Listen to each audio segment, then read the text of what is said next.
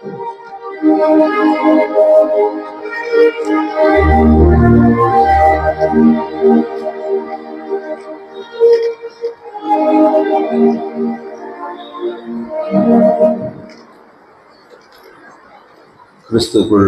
அன்பான உடன் விசுவாசிகளே, உங்கள் அனைவரையும் இந்த காலை நேரத்தில் இயேசு என்ற திருநாமத்திலே நான் வாழ்த்துகிறேன். இன்றைக்கு குழந்தைகள் என சிறப்பு ஆராதனை என்று நாம் ஏற்பாடு செய்திருக்கிறோம். எனவே குழந்தைகள் அனைவரும் அடுத்த 2 செகண்ட்ல இங்கே ஆலயத்துக்குள்ளே வரும்படி கேட்டுக்கொள்ளுங்கள். சண்டே ஸ்கூல் பிள்ளைங்க எல்லாருமே ஆலயத்துக்கு வரணும்.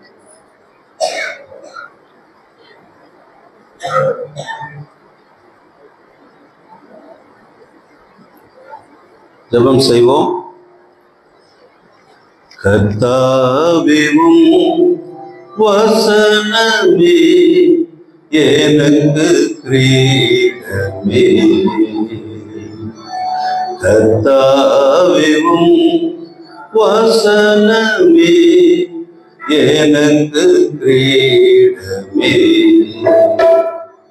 வேதத்தை தீர்ந்தும் பாதத்தில் அமர்ந்தும் தினமும் வேதத்தை தீர்ந்தும் பாதத்தில் அமர்ந்து தினமும்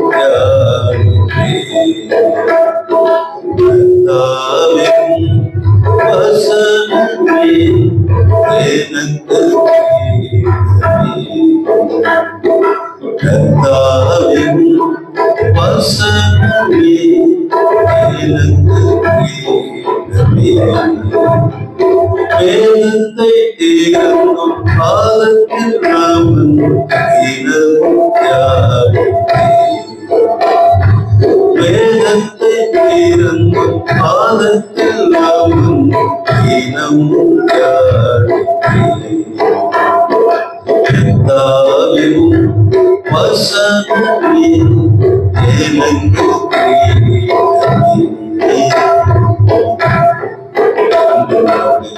இந்த மகிழ்ச்சியான காலை வழியில ஆண்டவருடைய அற்புதமான ஆசீர்வாதங்களை பெற முடியாத திருவார்த்தைகளை தியானிக்க நாங்கள் காத்திருக்கிறோம்.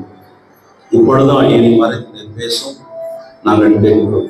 இயேசு நாமத்தில் பிதாவே, ஆமென். கிறிஸ்துவுக்குள் பிரியமான உடன் விசுவாசிகளே, இந்த நாளில் வழக்கமான செய்தி இன்றைக்கு பழைய ஏற்பாட்டின் பகுதியில் நமக்கு கொடுக்கப்பட்டிருக்கிற வசனம் என்ன என்று யாராவது சொல்ல முடியுமா?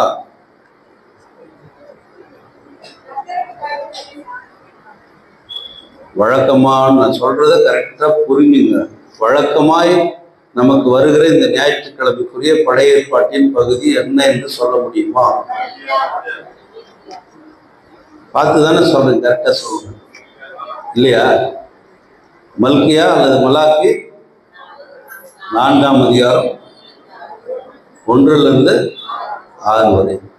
சரி, அந்த செய்தியை பெரியவங்களுக்கு கொஞ்சம் சொல்லிட்டு அதுக்கு பிறகு சிறு பிள்ளைகளுக்கான ஆண்டோடைய வார்த்தையை நாம் கேட்கலாம்.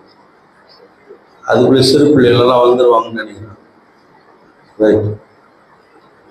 அன்பானவர்களே, மல்கியா என்று சொன்னால் மை மெசஞ்சர் என்றார், என்னுடைய தூதுவன் அல்லது என்னுடைய செய்தியாளர் என்று அர்த்தம்.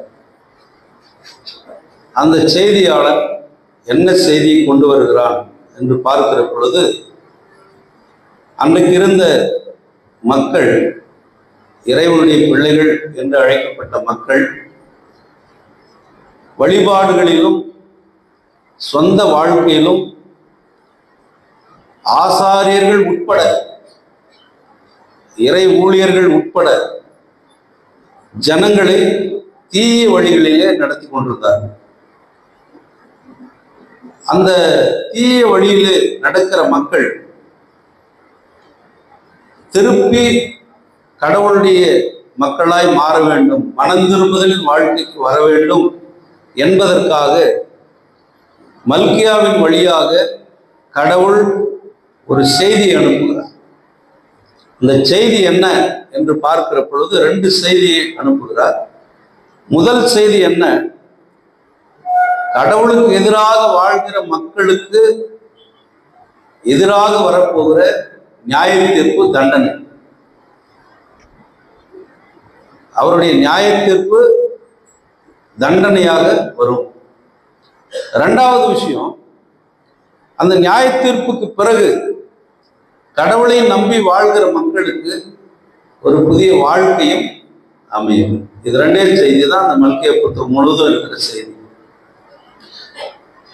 ஒரு வினாவிடை முறையில தீர்க்கநெறி இந்த பகுதியிலே செய்தியை அளிக்கிறதை நாம் பார்க்கிறோம்.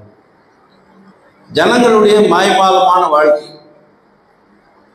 அது மட்டுமல்ல, அவிசுவாசம், கலப்பு திருமணங்கள், அதாவது யெகோவா தெய்வத்தை வழிபடுகிற மக்கள் பாகால் தெய்வத்தை வழிபடுகிற பிள்ளைகளை திருமணம் செய்து கொள்வது. கானான் தேசத்துக்கு போன போது அங்கே இருக்கிற கானானிய பெண்களை அவர்கள் திருமணம் செய்து கொண்டார்கள். பலவிதமான மக்கள் இருந்தார்கள். ஏத்தியர், எபீசர், மீதியார், இப்படி நிறைய மக்கள் இருந்தாங்க. அவர்களோடு கலந்து கொண்டார்கள். அது கடவுளுக்கு பிரியமானது அல்ல. அதை விட முக்கியமானது என்ன? வன்முறை. அவர்கள் ஒரு மூடர்களைப் போல, முரடர்களைப் போல, ஆங்கிலத்தில் அந்த வார்த்தை சொல்வாங்க, பார்பேரியன் அப்படின்னு சொல்வாங்க. அதாவது ஒரு மிருகங்களைப் போல அவர்கள் வாழ்ந்து கொண்டிருக்கிறார்கள். கடவுளுடைய பிள்ளைகள் தெரிஞ்சே செய்யறாங்க, தெரியாம செய்யல, தெரிஞ்சே செய்யறாங்க. அப்ப கடவுள் அவர்கள் மீது ஒரு நியாய தீர்ப்பு கொண்டு வர போகிறார். அந்த நியாய தீர்ப்பு வரும் முன்பாக, அந்த நியாய தீர்ப்பின் நாள் வரப்போகிறது. அந்த நாளுக்கு முன்பாக நீங்கள் மனம் திரும்பி ஆண்டவரிடத்துல வாருங்கள்.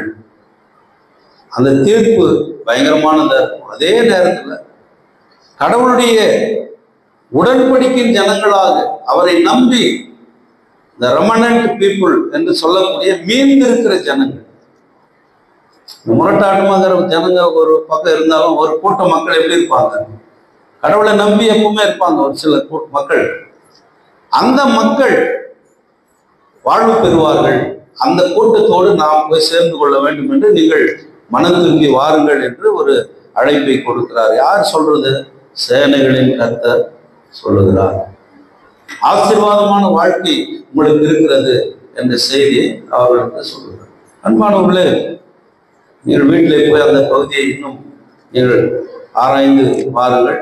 ஆண்டவருடைய அந்த வருகை அல்லது அவருடைய அந்த கோபம் அல்லது அவருடைய நியாய தீர்ப்பு, அந்த தண்டனை என்பது அழிப்பதற்கானது அல்ல, திருந்துவதற்கானது, மனிதனை மடைமாற்றம் செய்வதற்கானது, கடவுளுடைய பக்கமாக அவனை ஈர்த்து இழுப்பது. அது மட்டும்தான் கடவுள் வச்சிருக்கிற தண்டனை. கோபம், அவருடைய கோபம் எவ்வளவு நேரம் சொல்றாங்க? ஒரு நிமிஷம். அப்படி நிமிஷத்துல கோபம் மாறிடும். நம்ம கோபம் மாறுறது இல்லை. சாகிற வரையிலும் நான் என் முகத்துல முடிக்காத, நான் செத்தா என் சாவு வராது, நீ செத்தா நான் சாவு வர மாட்டேன், இப்படியெல்லாம் நம்ம பேசுவோம். அந்த கடவுள் அப்படி இல்லை. அவர் கோபத்தை அன்பாக தான் வெளிப்படுத்துவார். எனவே அந்த அன்புக்கு நாம் வர வேண்டும் என்று மல்கியா ஒரு அழைப்பை கொடுக்கிறார். ரைட், இது இந்த நாளுக்குரிய செய்தி. அடுத்த செய்திக்கு போயிடுறோம் நான் வேகமா. இன்னைக்கு குழந்தைகள் தினம் 14ஆம் தேதி கொண்டாடப்பட்டது. ஏன் குழந்தைகள் தினம் கொண்டாடுறாங்க? நேரு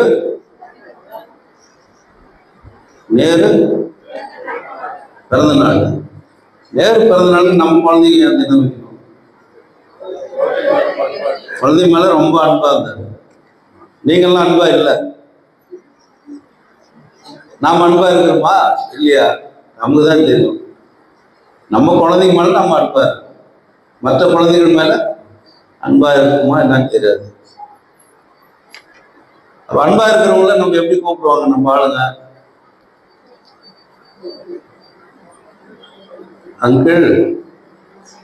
அதனால நேரு இந்தியாவில் இருக்கிற எல்லாருக்கும் அங்கிள். அது அப்படிதானம்மா?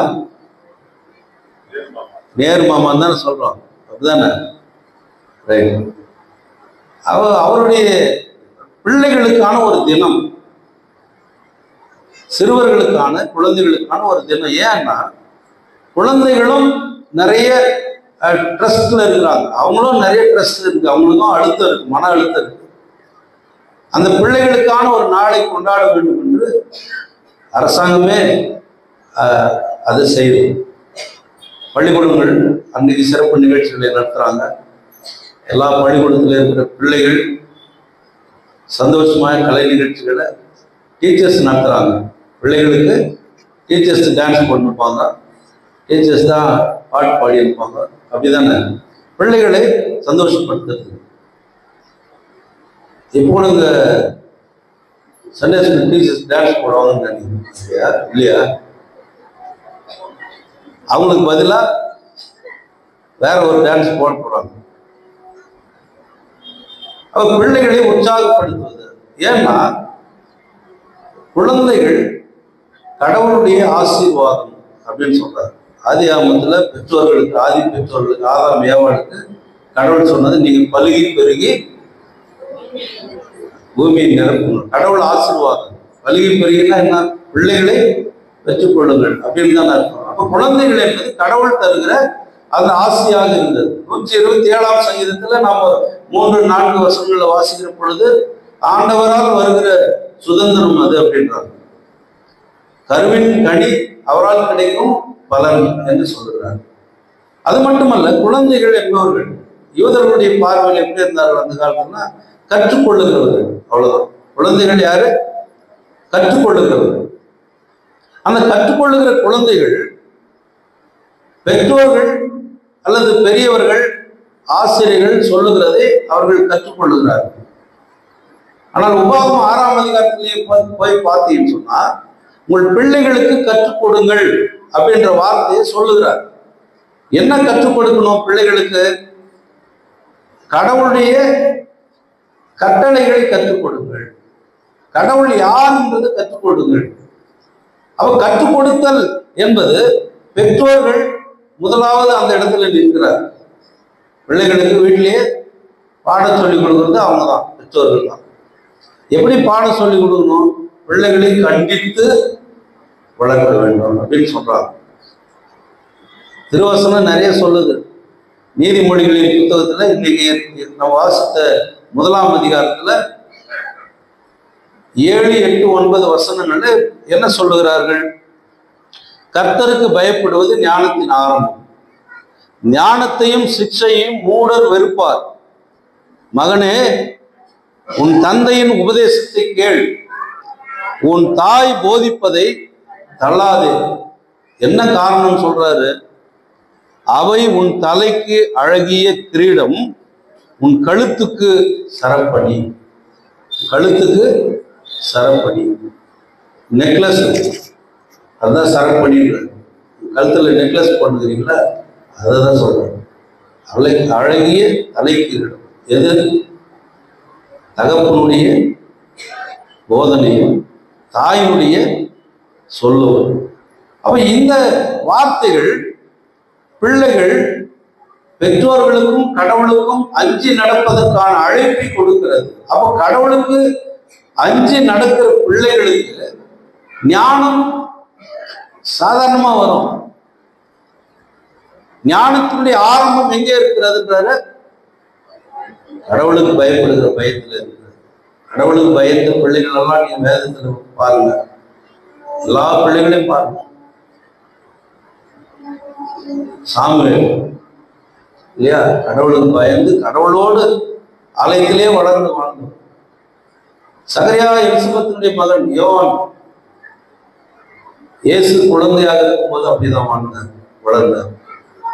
ஆகினால இங்கே கண்டிப்புடன் பிள்ளையை வளர்ப்பதற்கு கடவுளுடைய ஞானம் முக்கியம், அதோட பெற்றோருடைய கண்டிப்பு முக்கியம். நீதிமொழிகள் ஆசிரியர் பல இடத்துல பழைய விஷயங்களை நிறைய விஷயங்களை சொல்றாரு. குறிப்பா ஒண்ணு மட்டும் நான் சொல்றேன், 1-2 மட்டும் சொல்றேன். நான் 13:24 சொல்றாரு, கண்டிப்புடன் பிரம்பை கையாளாதவர் தம் மகனை பகைக்கிறார். அவர் பிரம்பு எதுக்கு வேணும்? தண்டிக்கிறதுக்கு பிரம்பு வேணும், போல எடுக்கணும். பிள்ளைகள் அடிக்கிறோமா இல்லையே தெரியல, ஆனா கோல் எடுக்கணும். கோல் எடுத்தா பிறந்த ஆடல.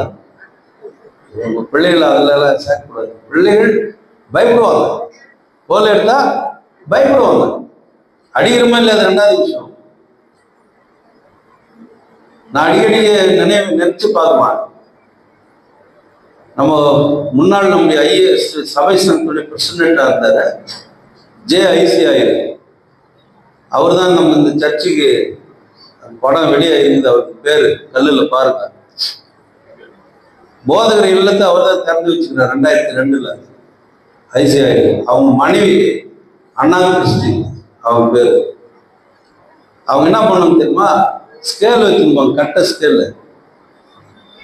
இங்க பாருங்கடா, யாராவது பேசியிருந்தீங்கன்னா முட்டி முட்டி தட்டிடுவாங்க, கூப்பிடுவாங்க கிட்ட, இங்க வாடாங்க.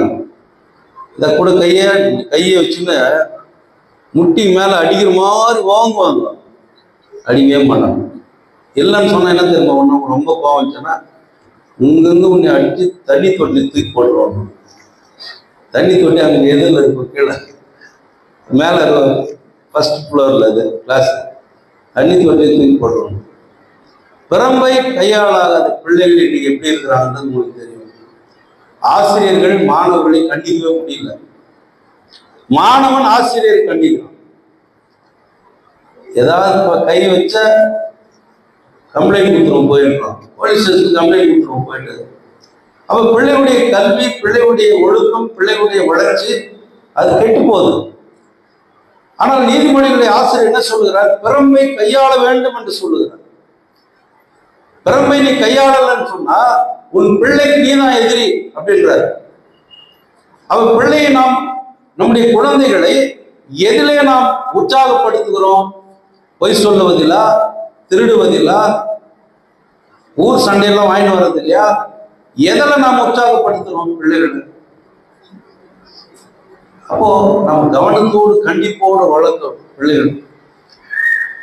அந்த காலத்துல கிரேக்க ரோம யூத பின்னணி நம்முடைய தேசத்திலும் ஒரு 100 ஆண்டுகளுக்கு முன்னால நடந்த நிகழ்ச்சிகளெல்லாம் நமக்கு தெரியும்.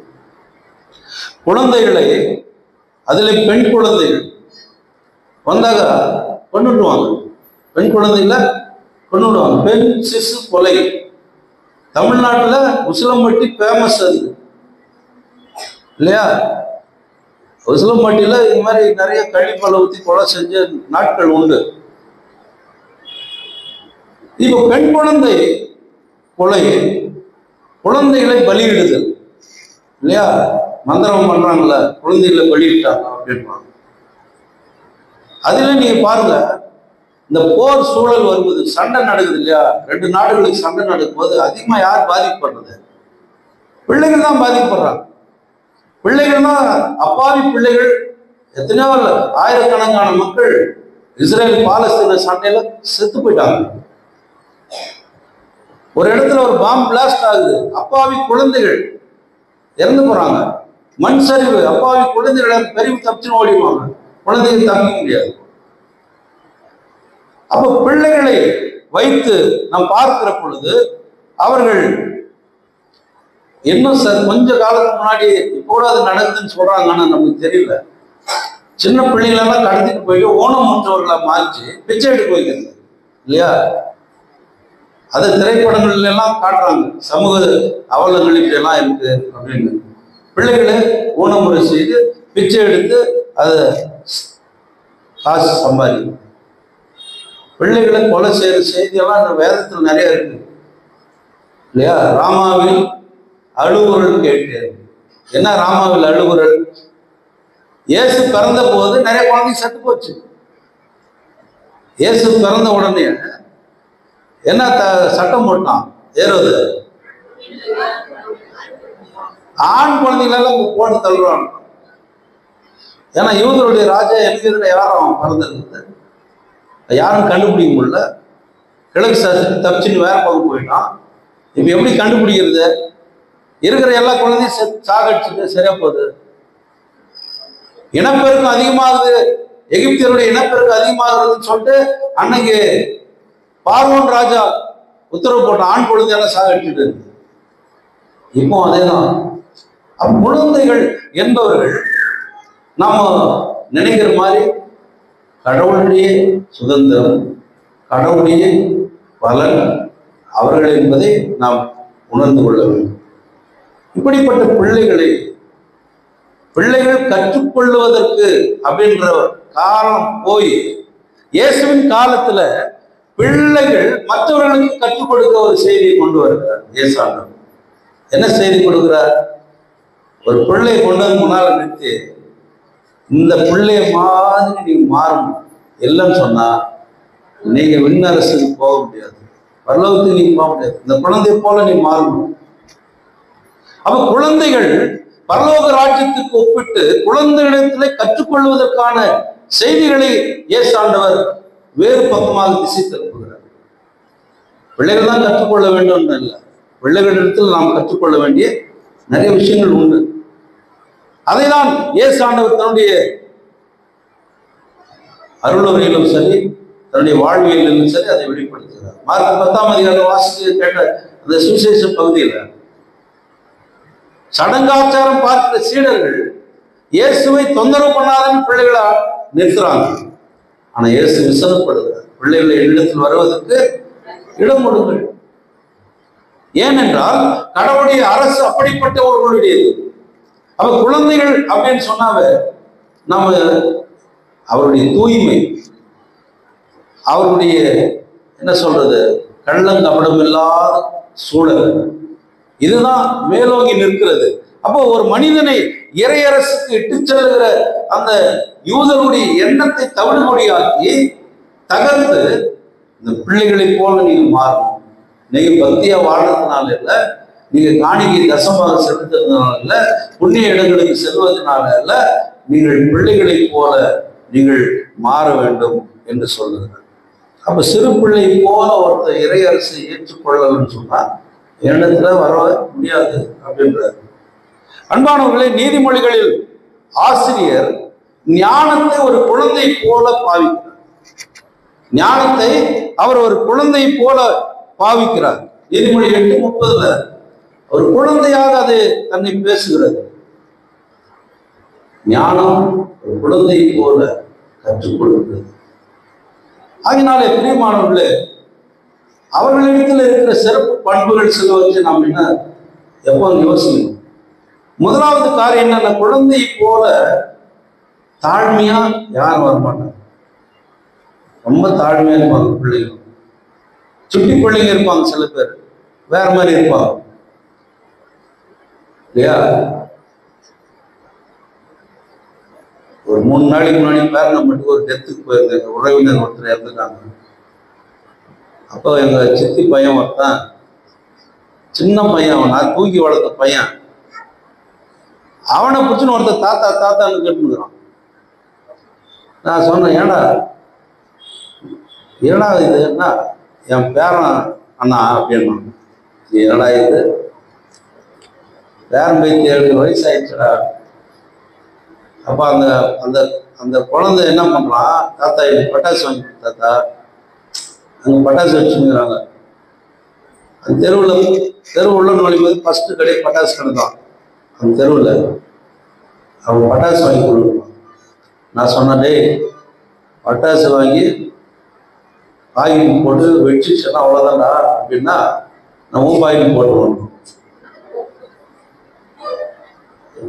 தாத்தா ஒதிக்கிறான், தாத்தா விட்டா அவன் என்ன ஒதிக்கிறான் பாருங்க. பிள்ளைகள் சுட்டித்தனம் பண்ணும்போது சில நேரத்தில் நமக்கே பொழுது போலன்னு வச்சுங்களேன், குழந்தைங்க பக்கத்தில் உட்காந்துட்டோம்னா நேரம் பார்த்தே தெரியாது நம்ம இல்லையா.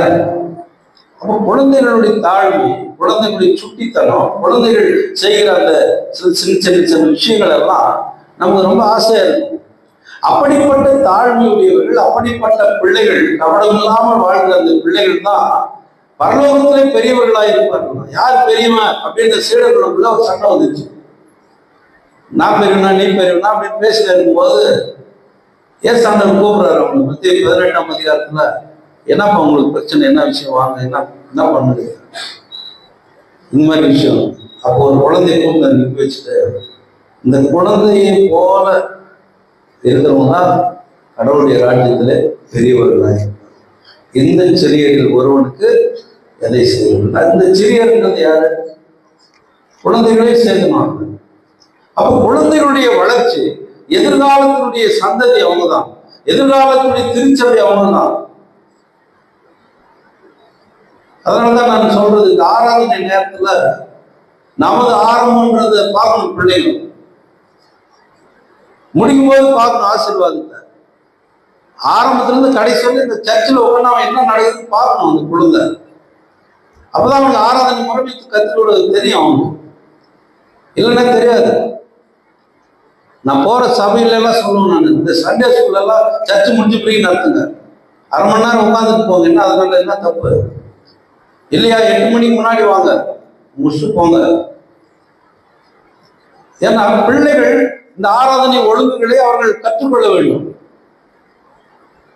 இப்ப அவங்க என்ன நினைக்கிறாங்க, பெற்றோர்கள் கூட வரும்போது பிள்ளைங்க என்ன நினைக்கிறாங்க, பெற்றோர்கள் பின்னால வச்சுட்டு போய் உட்காடுறாங்க. பின்னால வச்சுட்டு யார் உட்காருவாங்க தெரியுமா? பின்னால வச்சுட்டு யார் உட்காருவாங்க? சத்தமா சொல்லுங்க, மைக்ல கூட சொல்லுங்க, பேசாம. யாருன்னா வயசானவங்க உட்காந்துக்கிறாங்க, அது உட்காந்துக்கிறாங்க வயசானவங்க. ஏன்னா ஏன் அதுன்னா வயசானவங்க லேட்டா வருவாங்க சில நேரத்துல. அப்படி முன்னாடி வரும்போது அவங்களுக்கு டிஸ்டர்ப் ஆகும். கல்யாண வீட்டுல வயசானவங்க தான் முன்னால உட்கார வைப்பாங்க, அது வேற விஷயம். சில முக்கியமான நிகழ்ச்சியில வயசாக முதிர்ந்தவர்களை பெரியவர்களை கூட்டு வந்து எங்க உட்கார வைப்பாங்க, முன்னால உட்கார வைப்பாங்க. அப்ப பெற்றோர்கள் வரும்போது கூட பிள்ளைகளை நீங்க என்ன செய்யணும், முன்னாடி கொண்டாந்து உட்கார வைக்கணும். முன்னாடி உட்கார வச்சாதான் அந்த பிள்ளைகள் தெரியும், சர்ச்சுக்கு நம்ம முன்னால உட்காரணும்பா. நீ பள்ளிக்கூடத்துல பின்னால் லாஸ்ட் பெஞ்சில் கூட உட்காந்துக்க, அதை பற்றி நமக்கு ஒன்றும் கவலை இல்லை. அதை கூட பிரச்சனை இருக்குது. ஃபர்ஸ்ட் பெஞ்சில் வரோம் நல்லா படிப்பா, லாஸ்ட் பெஞ்சில் வரோம் சரியா படிக்கிறதில்ல அப்படின்ற ஒரு செய்தி இருக்கு. அப்ப முதலிடம் எதுல வரணும்? முன்னால் பிள்ளைகளை கொண்டு வரணும், முன்னால கொண்டு வரணும். எல்லாவற்றிலும் நீ 10 ரூபாய் காணிக்கு போட்டேன்னா பிள்ளைகள் கிட்ட 20 ரூபாய் கொடுக்கணும். நீ பிள்ளைகள் கிட்ட 1 ரூபாய் கொடுக்குறது, அவன் என்ன யோசிப்பான், பெரியவங்கன்னா 10 ரூபாய் போடணும், சின்னவங்கன்னா 1 ரூபாய் போடணும் அப்படின்னு நம்ம நினைச்சுப்பான். அப்படி இல்லை. கடவுளுக்கு கொடுப்பதில்லை, பிள்ளைகளை உற்சாகப்படுத்தணும். ஆண்டவருடைய ஊழியம் அதுதான். அதை நீ செய்யும் போது அவன் பிறருக்கான நன்மைகளை செய்கிற ஒரு மனிதனாக வளர்கிறான். வளரும் போது அவனுக்கு மற்றவர்களுக்கு கொடுக்க வேண்டும் அப்படின்ற ஒரு எண்ணம் வந்துடும். பிள்ளைகளை அதற்கேற்ற குழந்தை அப்படின்னா என்ன, குழந்தையாவே இருக்கும். அது வளர்ச்சி, அந்த குழந்தை அப்படின்னா வளர்ச்சி. அதுதான் பேதுரு 1 பேதுரு 2ஆம் அதிகாரம் 3வது வசனத்தில் சொல்லுகிறார், நீங்கள் வளரும்படி புதிதாய் பிறந்த குழந்தைகளைப் போல திருவசனமாகிய ஞானப்பால், அதாவது கலங்கமற்ற ஞானப்பாலின் மேல் வேடிக்கை உள்ளவர்களாய் நீங்க வளரும்படி. அப்ப குழந்தைகளுக்கு நம்ம எதை கற்றுக் கொடுக்கணும்ன்றாரு. உபாகமம் 6ஆம் அதிகாரத்திலே சொல்றாரு, கடவுளுடைய சட்டங்களை நியமங்களை உங்கள் பிள்ளைகளுக்கு நீங்கள் கற்றுக் கொடுங்கள். எப்போ கற்றுக் கொடுக்கணும்னு சொல்றாரு? எப்போ? அவங்க நிற்கும் போது, உட்காரும் போது, படிக்கும் போது, நடக்கும் போது, அவங்க கைகளிலேயே என்ன செய்யணுமா, கடவுளுடைய சட்டத்தை கட்டி வச்சிடணுமா. உன் வீட்டு நிலைக்கால்களிலே எழுதி வை. இப்ப தெரிஞ்சா பைபிள் வசனம் எல்லாம் எப்படி நம்ம செவத்துல ஓட்டுறோம், வீட்டு வாசல்ல ஓட்டுறோம் தெரியுமா? எதுக்கு? வெளியிருந்து வரவங்க கத்துன்னு போறதுக்கா? நம்ம வீட்டுல இருக்கிற பிள்ளைகள் அதை தினந்தோறும் பார்க்கணும். இப்ப காலண்டர் நம்ம சர்ச்சில் இருந்து போட்டு கொடுத்துருக்குறாங்க, 40-50 ரூபாய் அது ஒரு காலண்டர் இல்லையா? இன்னைக்கு காலையில என்ன வசனம் படிச்சுட்டு வந்தீங்க அந்த காலண்டர்ல சொல்லுங்க முடியுமா? உங்களால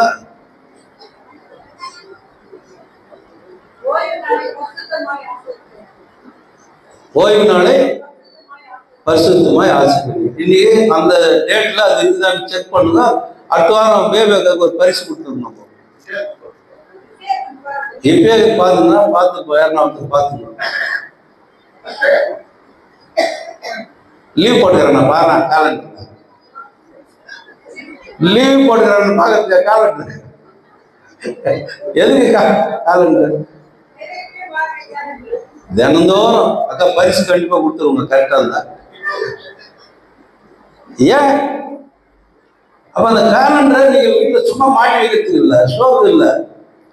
அதை படிக்கணும். தினந்தோறும் தூங்கி போனா அந்த கேலண்டர்ல படிங்க. ஒரு வசனத்தை படிச்சீங்கன்னா உங்களுக்கு ஒரு ஆசீர்வாதம். பைபிளை திறந்து நீங்க படிக்க முடியல, டைம் இல்லை, வேகமா இருக்குதுன்னா அந்த ஒரு சின்ன வசனம், ஒரு 2 லைன் இருக்குது, அது படிச்சுட்டு அது உன் பிள்ளைகளுக்கு நீ சொல்லி கொடுக்கணும். அப்ப நீ படிச்சேன்னா உன் பிள்ளை பின்னாடி பாக்குறான், அப்பா நம்ம என்ன பண்றாங்க அதையும் அதை பண்ணுவோம்.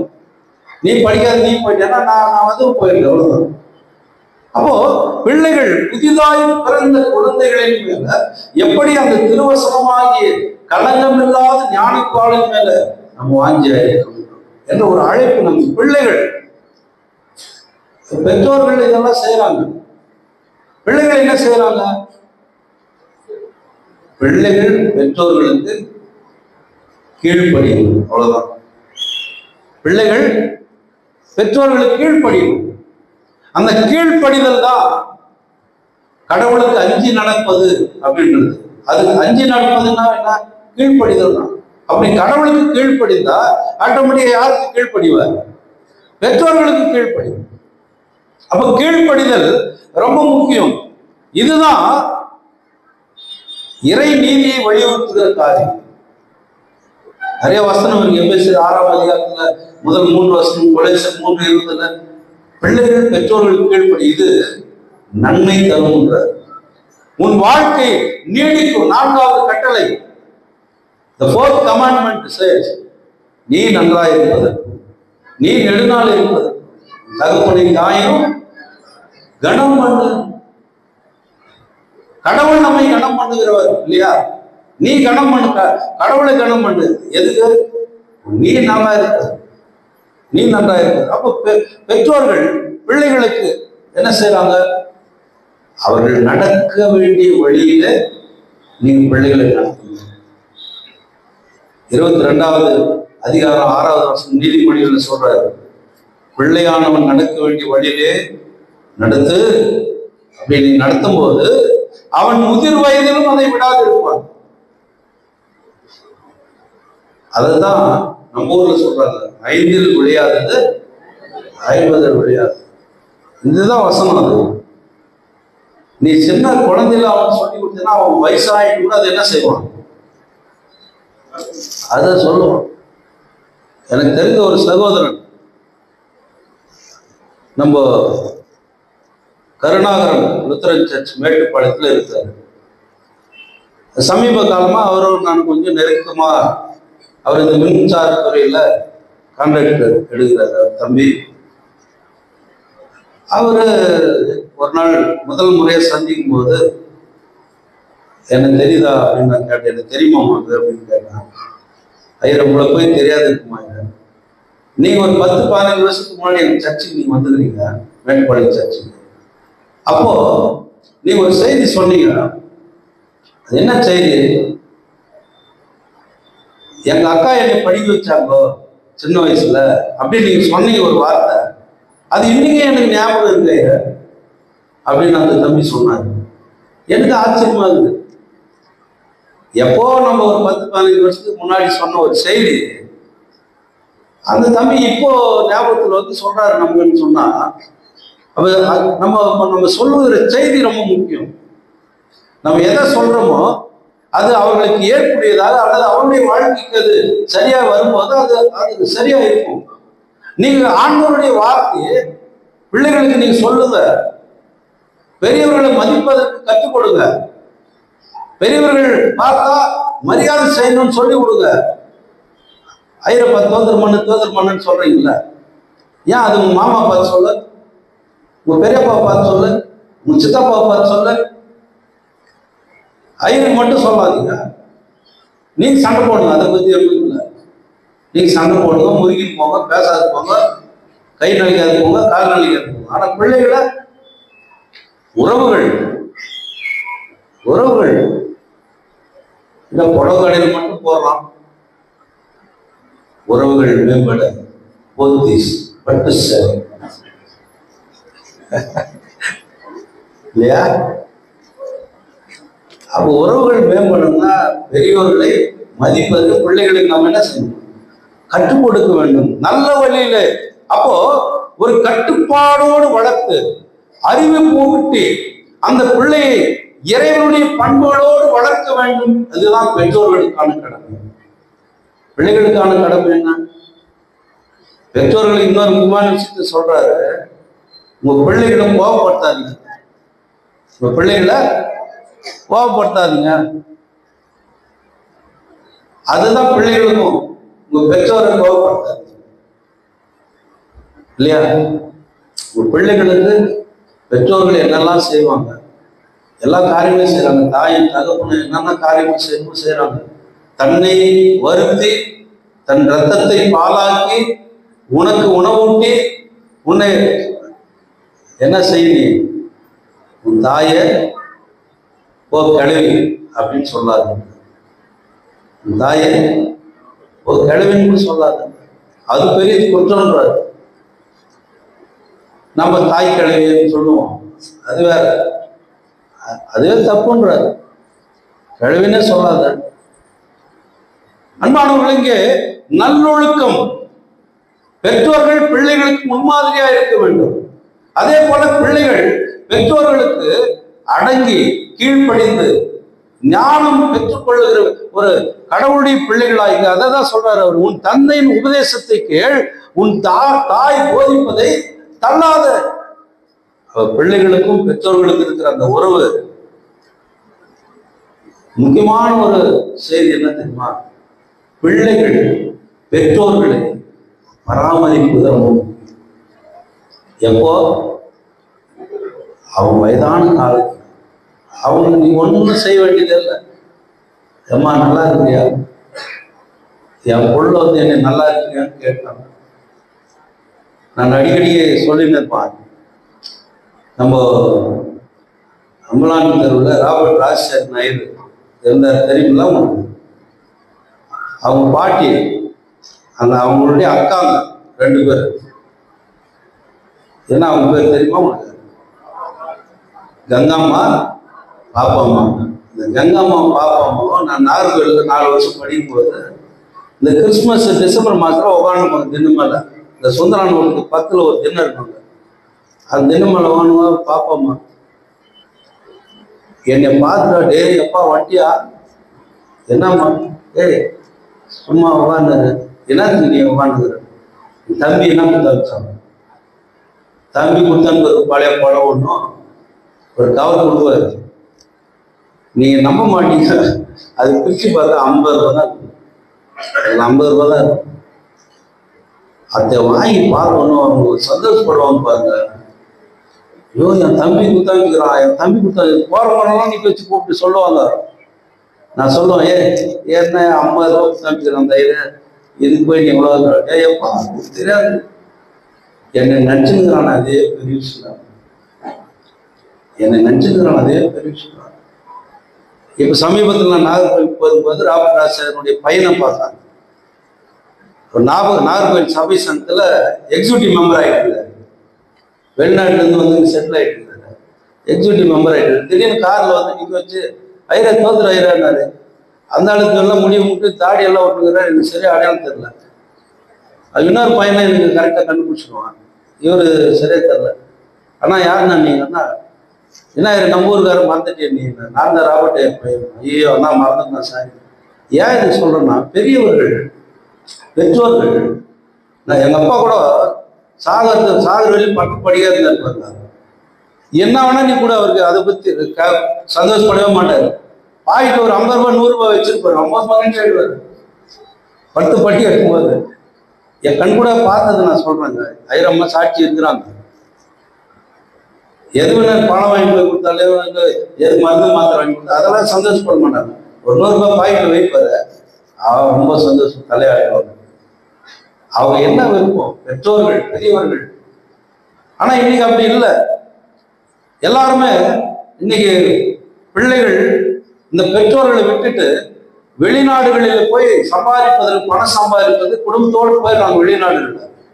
அப்ப இந்த பிள்ளைகள் எல்லாம் இந்த பெற்றோர்களுக்கு ஒரு பாதுகாப்பு வச்சுட்டு போயிருக்காங்க. என்ன வச்சுட்டு போயிருக்காங்கன்னா ஹோம் கேர்ஸ். ஹோம் கேர்ஸ்ன்னு இப்போ நிறைய உருவாயிருக்கு. சென்னை முழுசும் நீங்க பார்த்தீங்கன்னா ஹோம் கேர் இருக்குது. என்ன, ஒரு அந்த வயதானவங்களை போய் பார்க்கணும். ஒரு ஆண் நர்ஸோ அல்லது பெண் நர்ஸோ எதை போய் பார்த்தோம்னா மாதம் 40,000 50,000 வரைக்கும் அவங்க சம்பளம். இன்னைக்கு இருக்கு அந்த மாதிரி ஹோம் கேர்ஸ். சமீபத்தில் தமிழக முதலமைச்சர் மு.க. ஸ்டாலின் ஐயா அவர்கள் முதியோர்களுக்குன்னு ஒரு என்ன உணவு குடும்பம் எதுவும் ஆரம்பிச்சிருக்காரு. 2-3 நாளைக்கு முன்னாடி அன்பு இல்லம், அன்பு சோலை. அன்பு இல்லாத பெற்றோர்களை கொண்டாந்து நிற்க வச்சு அன்பு சோலை.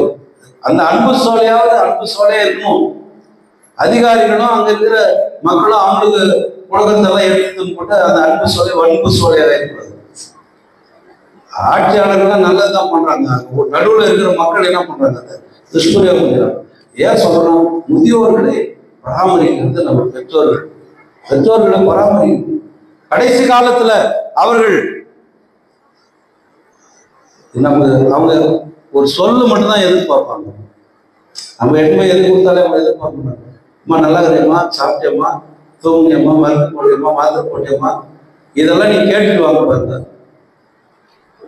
அந்த தெருவில் 10 பேர் போவாங்க. 10 பேர் கூப்பிட்டு சொல்லுவாங்க, மகன் வந்தா இப்படிதான், என் பிள்ளை வந்தான் இப்படிதான், எனக்கு கேட்டுட்டு போனா, என் பேரன் வந்தான் கஞ்சி கொடுத்து போனா, சாப்பாடு கொடுத்து போனா, இதை சொல்லி சொல்லி மகிழ்ச்சி அடைவார்கள். அன்பானவர்களே, பிள்ளைகள் பெற்றோர்கள் இந்த உறவு எப்பவுமே சமமா இருக்கும். அப்ப பிள்ளைகள் கற்றுக்கொள்வது மட்டுமல்ல, நமக்கு கற்றுக் கொடுக்கிற மக்களாக இருக்கிறார். ஏசாண்டவர் சொன்னார், இறையரசின் பிள்ளைகளாய் நீங்கள் மாற வேண்டும். அதுதான் பிள்ளைகளை போல நம்ம இருக்கின்ற தாழ்மை, கீழ்ப்படிதல், தூய்மை. பிள்ளைகள்னா தூய்மை, அவங்க உள்ளத்துல எதுவுமே இருக்காது, அவங்க தூய்மையா இருப்பாங்க. அதனால இன்றைக்கு சிறு பிள்ளைகளுடைய வாழ்க்கையில மல்கிய காலத்தில் நடந்த நிகழ்ச்சி தான். கடவுள் சொல்ல கேட்கல, கடவுள் கீழ்ப்படியில, தண்டனை வருது. கடவுள் கீழ்ப்படிதாங்க, கடவுள் சொல்ல கேட்கிறாங்க, வாழ்வை பெற்றுக் கொள்கிறார். நமக்கும் பிள்ளைகளுக்கும் பெற்றோர்களுக்கும் இதே விஷயம் தான். நம்ம கடவுளுடைய வார்த்தையின்படி பெற்றோருடைய சொல்ல கேட்டால் நல்லா வாழ போறோம். அன்னைக்கே எங்க அப்பா சொன்னான், அன்னைக்கே எங்க அம்மா சொன்னா படி படின்னு. நான் படிக்காததுனால தான் இன்னைக்கு ரோட்ல இருக்கிறாங்க. எத்தனை பேர் சொல்றாங்களே கேட்கறது. அன்பானவர்களே, இந்த குழந்தைகள் தினத்தை நினைவு கூறுகிற நாம் குழந்தைகளை போல நாம் மாறி நாமும் ஒரு நாளைக்கு குழந்தைகளா இருந்தவர்கள். நம்ம பெற்றோர்களை நாம் எப்படி பார்த்தோமோ அதே போலதான் நம்ம பிள்ளைகள் நம்ம பார்ப்பாங்க இல்லையா? ஏற்கனவே கூட சொல்லியிருக்கிறாங்க, ஒரு வீட்டுல ஒரு வயதான தகப்பன் இருந்தாரா, அவருக்கு ஒரு அலுமினிய தட்டுல டெய்லி சாப்பாடு போட்டு அலுமினிய கிளாஸ் வச்சிருப்பாங்க. வெளியே தான் சாப்பாடு கொடுப்பாங்க, வெளியே தான் கொடுப்பாங்க. பேர் பையன் ஸ்கூல் போகும்போதெல்லாம் அப்பா சாப்பாடு வச்சுட்டு போகிறத ராத்திரி சாப்பாடு எடுத்து பார்க்குறான். திடீர்னு ஒரு நாள் வயதான போயிட்டு அந்த அப்பா செத்துட்டாரு. அப்பா செத்த உடனே அப்பாவுடைய பொருள்கள் எல்லாம் என்ன பண்றான், எடுத்து குப்பை தொட்டியில் போட்டான்.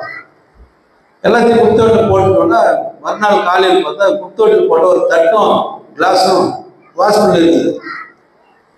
அவன் கேட்டான், அப்பா வந்து, டேய் நான் இந்த குப்பையில போட்டேன்னா இந்த தட்டிய கிளாஸ் யாரா எடுத்து வச்சுது? பையன் வந்தான், அப்பா நான் தான் எடுத்து வச்சேன். ஏன்னா இதை எடுத்து வச்சேன், நீ வயசாயிடுச்சுன்னா உனக்கு உதவும் இல்லை, நீ வயசாயிடுச்சுன்னா உனக்கு உதவும் இல்லை, அதனால தான் எடுத்து வச்சேன்.